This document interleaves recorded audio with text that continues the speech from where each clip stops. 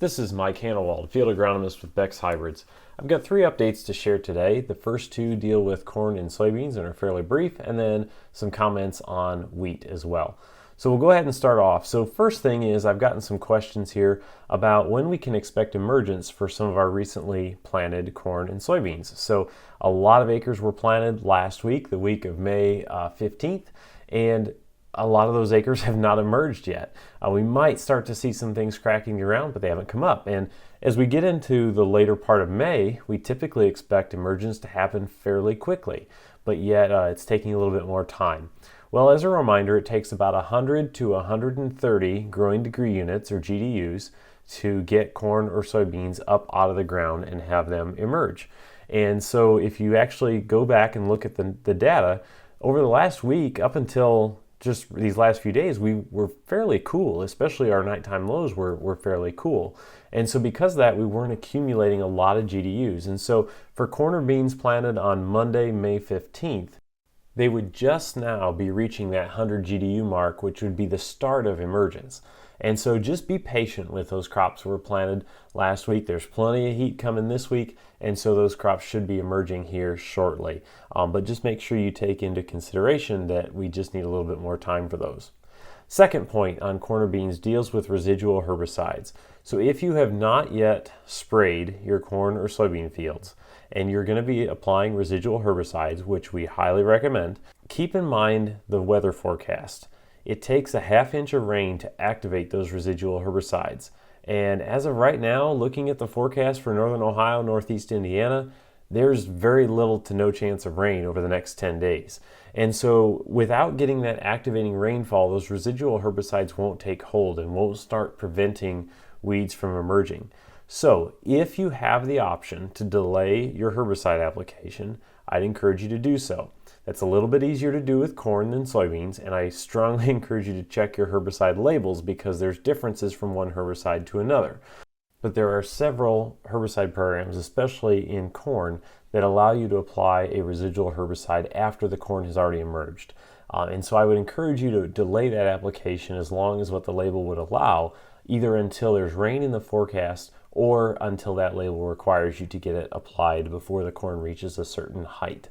A lot of corn herbicides allow you to apply it until the corn is 11 inches tall, and so that could buy you a week or 10 days or more to hopefully get some rain in the forecast to activate that. The risk we run is that if we apply it and then it's not activated, some new weeds can emerge, and then we might have to come back with an additional post pass to clean those weeds up, because even once we get rain, even though the herbicide will at that time activate, even if it's a few weeks in the future, any weeds that have emerged up until that point would continue to grow then, and we would need another means of control. So just some things to keep in mind as you are applying herbicides.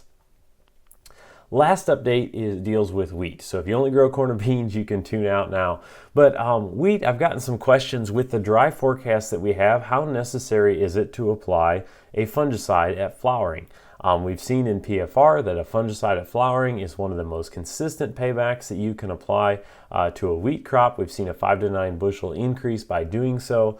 But with it being dry, there's lower risk of disease. And so does that reduce the potential for a positive payback in our wheat crop? Well, our PFR testing has been done regardless of the presence of disease and regardless of conditions at the time. And so when you look at those average yield gains that we've seen, that includes years when there was no disease present. And so using that logic, I would encourage you that if you have a wheat crop that looks like it still has pretty good potential and you've been managing it well to try and achieve as high yield as possible, I would encourage you to go ahead and still apply that fungicide at flowering time, which a lot of fields will be happening this week or early next week. However, if you've got a wheat crop that might have some water damage or might have some challenges or that would restrict the yield potential of that crop, you might reevaluate whether or not it's worth investing the dollars into that fungicide application. For more information about PFR proven fungicide products and how to identify the proper timing to apply your fungicide to a wheat crop, here's a video that I shot last year that contains a lot of useful information. I'm Mike Hanelwald, field agronomist with Beck's Hybrids, and standing here in a wheat field today. So as we approach the second half of the month of May, and it's important to not forget about our wheat crop. A lot of us are focused on planting corn and soybeans and getting those off to a good start, but we don't want to forget about wheat because it's coming to a pretty critical growth stage in its life cycle here right now. So if you look close at the wheat here that we've got, you can see that our heads are getting close to emergence, so you can kind of feel the bump right here. So this would be considered boot stage, where you can feel that head. And in some of these, if we can find one here, the heads are actually starting to just start to poke through and emerge. Here's one right here we can take a look at, where you can see that head is just starting to emerge. So as that head emerges, shortly after that, once that head is fully emerged, it's going to start flowering and start the pollination process. And so that's a really critical time for us to think about some management decisions. It really comes down to fungicide. So during that flowering period, especially if we have some cooler, damper, wet weather, we can get some Fusarium head blight infection, which leads to head scab, which then ultimately leads to potential for vomitoxin, which can cost us both in yield in the field, but then also can cost us discounts at the elevator. So that's definitely something we want to avoid. So getting a triazole fungicide out across the field as during flowering is the best way to manage against head scab and give us that last yield punch before we finish out this wheat crop. So we've got 3 PFR proven fungicides. We have Prosaro, Caramba, and Miravis Ace are the 3 PFR proven fungicides that have shown very good results in our testing. About a 5 to 9 bushel gain is kind of the range that we've seen from using these fungicides, not to mention the increase in grain quality potential as well. With Prosaro and Caramba, those have been PFR proven for several years. They're both straight triazole fungicides, and it's very critical that you get that timing right of when that head is fully emerged and those anthers are emerged and that wheat is pollinating. It's about a 5 to 6 day window that you have to get that done, so pretty narrow window. To tell how far you are is if you take a look at that head of wheat, you'll see that the first day of pollination, the anthers will start in the center of the head and then work their way out to the top and bottom of the wheat, as you can see there in the picture on your screen. And so that kind of gives you a gauge of how much more time you have before the end of flowering to get that timing correctly when those anthers are out there and get that Prosaro or Caramba on the field. Now, Miravis Ace is a newer fungicide, and that one gives you a wider window. So the label allows that you can spray as soon as those heads are emerged all the way up until the end of flowering. So it gives you a lot wider window, and especially when you're trying to find time to get that sprayer cleaned out from spraying corn and soybeans and get that fungicide on there, that extra flexibility can really help you out.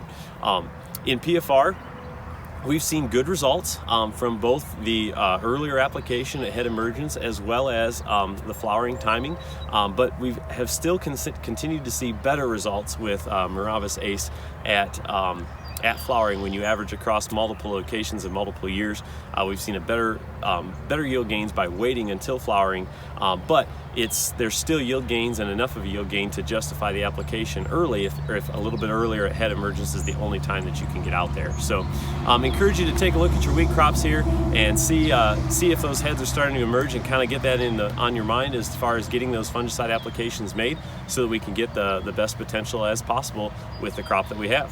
If you have any other questions about this or any other agronomic topic, feel free to reach out to myself or your local Beck's representative, and we'd be happy to help out. Best of luck to you and stay safe.